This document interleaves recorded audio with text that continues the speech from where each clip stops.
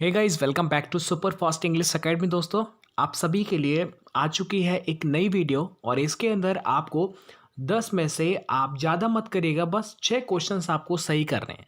अपना स्कोर आप कमेंट करके ज़रूर बताइएगा।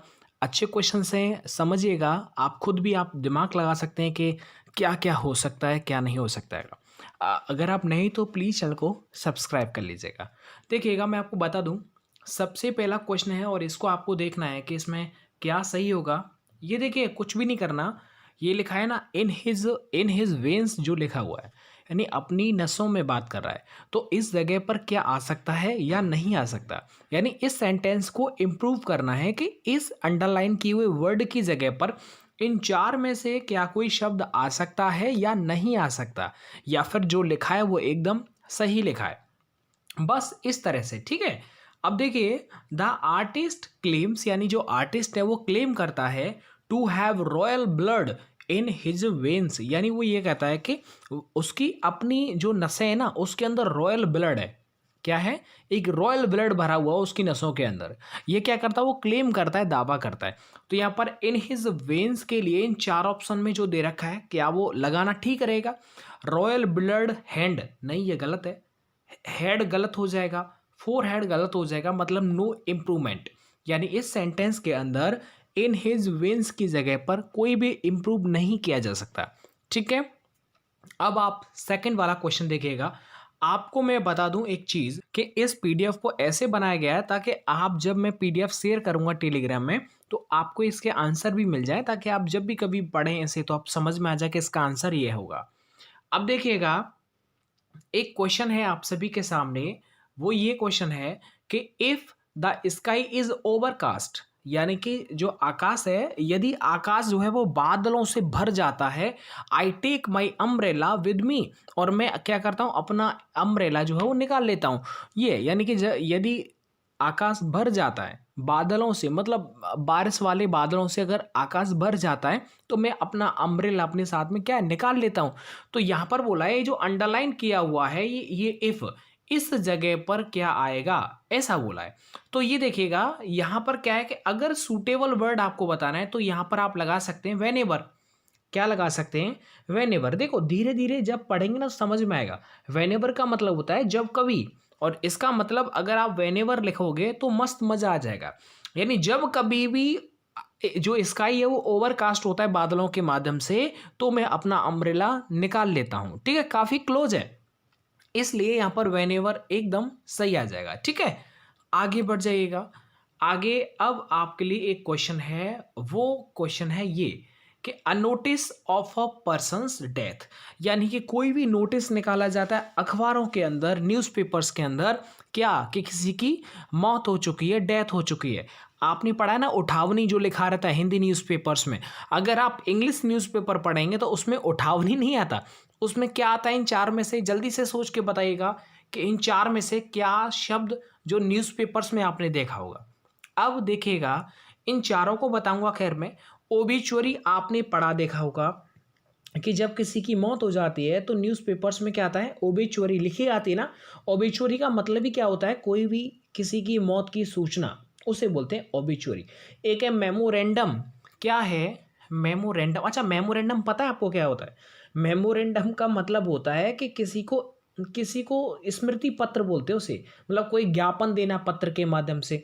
देयर इज अ डॉक्यूमेंट, मैं बोल सकता हूँ कि there is a document recording the terms of a contact और other legal details such like this.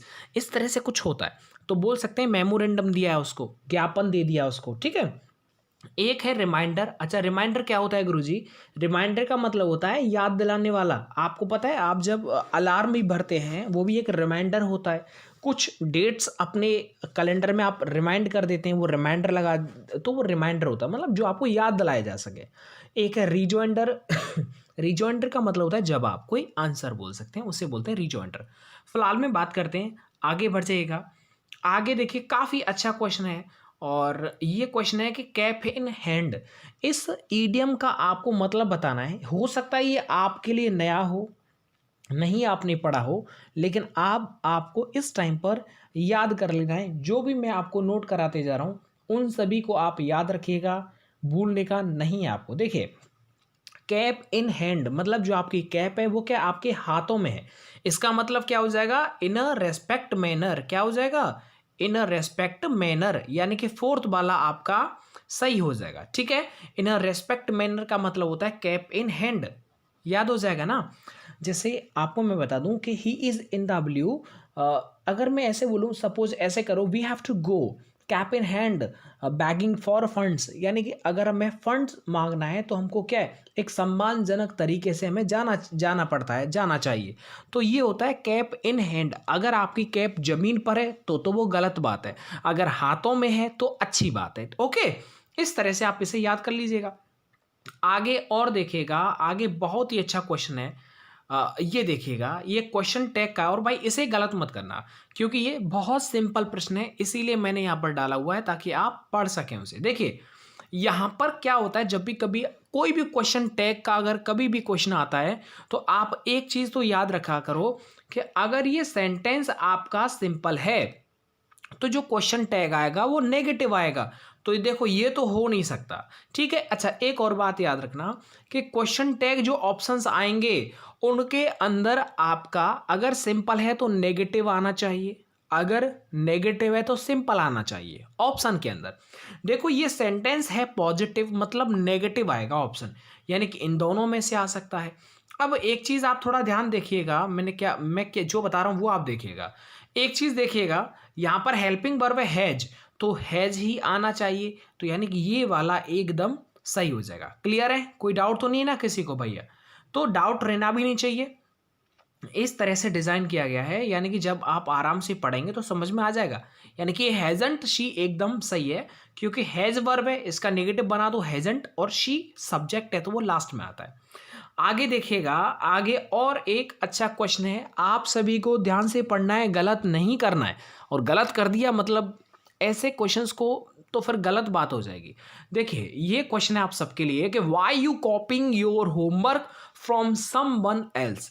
क्या लगता है इस सेंटेंस को पढ़ करके आपके दिमाग में कुछ हुआ, कुछ समझ में आया कि इसमें मिस्टेक क्या हो सकता है? देखिए कुछ मत करो, एक सीक्वेंस से आप चलो। देखो अगर कभी WH टाइप का कोई भी इंटेरोगेटिव सेंटेंस आता, और ये सारे प्रश्न मैंने कॉपी किताब में से छाप लिए हैं, जो क्वेश्चंस मुझे लगता है कि आपको इसे बताना चाहिए वो प्रीवियस ईयर है सब कुछ, समझ में आया? ऐसा नहीं कोई प्रैक्टिस सेट, आप कोई भी प्रैक्टिस सेट ले लेना, कभी भी मेरे क्वेश्चंस आपको हूबहू नहीं मिलेंगे किसी प्रैक्टिस सेट में, ये प्रॉमिस है, क्योंकि मैं प्रैक्टिस सेट में से कभी नहीं लेता। अब एक चीज समझिएगा, यहाँ पर लिख रहा है वाई हूँ, और आप सबको पता होगा कि ये इंटरोगेटिव लगाए, यानी कि ये WH टाइप का एक प्रश्नवाचक सेंटेंस है। तो सबसे पहले क्या आता है, WH वर्ड आता है, फिर हेल्पिंग वर्ब आता है, फिर आता है सब्जेक्ट। एक बात बताओ, यहाँ पर WH तो है, सब्जेक्ट भी है, लेकिन हेल्पिंग वर्ब नहीं है जो इसके बीच में आना चाहिए। इसका मतलब आपके जो पार्ट में गलती है वो ए वाले पार्ट में गलती है, तो इसलिए मैं कह सकता हूं आप पे ए वाले पार्ट में गलती हो जाएगा। यहां पर क्या हो जाएगा, यहां पर ING आ रहा है, इसका मतलब क्या हो जाएगा, वाई आर यू कॉपिंग, इस तरह से हो जाएगा, तो यहां पर आर आ जाएगा। ठीक है, आगे बढ़ जाइएगा। आगे और अच्छा क्वेश्चन है, इसे आप समझिएगा क्या हो सकता है कि there is a few time for preparation. इसे गलत मत करना, बहुत सिंपल क्वेश्चन मैंने यहाँ पर लिखा है। अच्छा देखो आपको मैं बता दूं, जितना ज़्यादा हो सके आप एरर को फाइंड करना सीख लेना। आप ये मत सोचना कि सर हमारे पेपर में तो एक दो प्रश्न आता है एरर का, नहीं सर, यहाँ से बहुत चीज़ें आपको सीखने को मिलती हैं। हमेशा याद रखना, कोई भी पेपर की तैयारी कर लो, एरर डिटेक्शन आपको आता है मतलब इंग्लिश आपका बेस्ट है, ये शो करता है। अब देखिए सॉरी, पता नहीं क्या बीमारी हो गई। अब देखिए there is few time for preparation. एक बात बताओ मुझे, थोड़ा सा अगर आप कॉमन सेंस लगाएंगे तो आपको समझ में आएगा। देखिए यहाँ पर मिस्टेक है बी वाले पार्ट में। अब गुरुजी आपने बी वाला पार्ट तो बोल दिया, लेकिन गलती क्या है, देखो भाई मैं बता दूं, यहाँ पर अगर देखो पहली बात तो टाइम है जो कि अनकाउंटेबल है, तो अनकाउंटेबल से पहले little a little the little आ सकता है, लेकिन फ्यू तो नहीं आ सकता, क्योंकि फ्यू तो हमेशा काउंटेबल के लिए आता है ना सर जी। तो ये गलत हो जाएगा, यहां पर अ लिटिल आना चाहिए। ठीक है भाई, तो इसलिए मैं बोल सकता हूं कि आपका जो गलत है वो बी वाले पार्ट में एरर हो जाएगा। ठीक है सर, आगे बढ़ जाइएगा। और क्वेश्चन है एक और बहुत अच्छा क्वेश्चन मैंने यहां पर लिया है, बहुत ही अच्छा है, ज्यादा मत सोचना, बहुत अच्छा क्वेश्चन है कि all my hope were dubbed and I was plugged in deep sorrow. क्या लगता है इस सेंटेंस के अंदर क्या आप कुछ फाइंड कर सकते हैं ग्रामेटिकल एरर? देखिए मैं आपको बताता हूँ, जल्दी जल्दी बता देता हूँ ताकि आपका टाइम वेस्ट नहीं हो। ये जो गलती है वो पहले वाले पार्ट में है। सर ऐसे क्यों? मुझे ये पता है कि जब भी कभी ऑल आता है तो उसके बाद अगर कोई नाउन आ रहा है तो वो कैसा आएगा? प्लूरल आएगा। प्लूरल आएगा तो मैं क्या बोल सकता हूँ? होप की जगह पर क्या आना चाहिए? बताओ जल्दी से। होप की जगह पर होप्स आना चाहिए। क्लियर हो जाएगा। सपोज करो all my books, all my brothers, इस तरह से आता है आपका राइट आंसर। तो फिलहाल में आपका ए वाले पार्ट में गलती हो जाएगा। आगे देखिए 9वां क्वेश्चन क्या है। अब आपके लिए एक सिनोनियम दे रखा है और सिनोनियम को बताना है कि अडेप्ट का क्या होता है। देखो अडेप्ट है, अडोप्ट है, ये तीन आपने पढ़ी होंगी आराम से, ठीक है, आराम से आप जानते हैं।